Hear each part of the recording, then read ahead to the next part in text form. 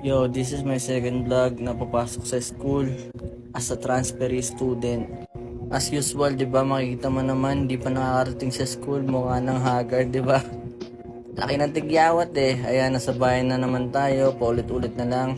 At nandito na tayo sa ICI Santa Maria, main campus. Dito nga, chinecheck yung bag ko, baka may dala ako. Tapos magtatanong ako about sa room ko. Sir, tatanong ka lang, sir, saan po magtatanong kapag TBA yung ano?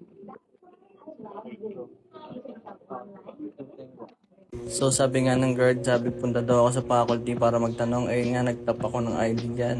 At dito nga nakita ko, hindi na TBA yung nakalagay doon. Meron room 204. Papunta ako sa 204 at yan, na napuntahan ko library. Pero sabi ng tropa ko, hindi daw ginagamit yung library na yan.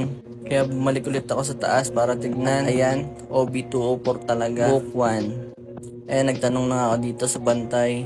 At yan, naguguluhan na rin. Saan ba ako naka-room? Ayan, paikot-ikot na. Pati yung iba dyan nagtatanong din. Halo na guys.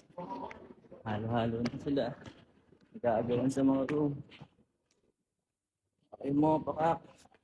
At dyan nga, 12:15 na. Lagpas na yung oras ko. Hindi ko pa rin nahanap yung room ko.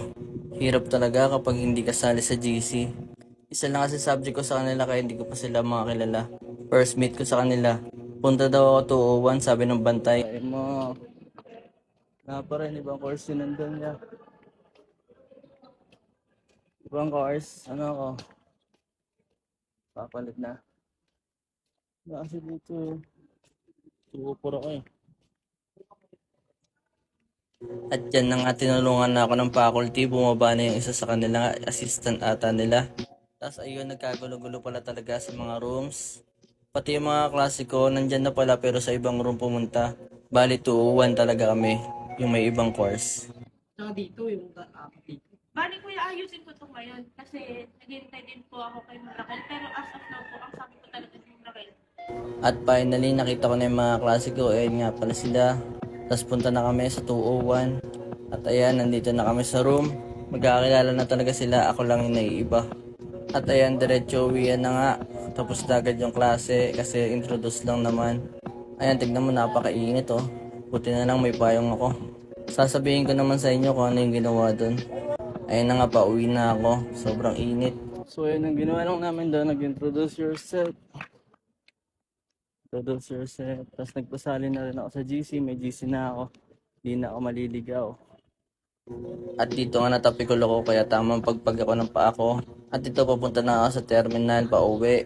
May kasama na nga pala ako dyan, si Jade. Kaklase ko yun dati. Sa luma kong school, nauna siya nag-transfer. Ayan na nga yung sasakyan namin, no. Ayan siya. Ayan, nakasakay na nga kami. Pauwi na yan, guys. At ayan nga, nauna akong bumaba kasi malayo pa siya.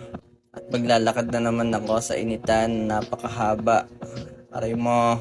At ito na nga yung mga aso namin, nandyan na ako sa bahay. Ayun lang. Salamat.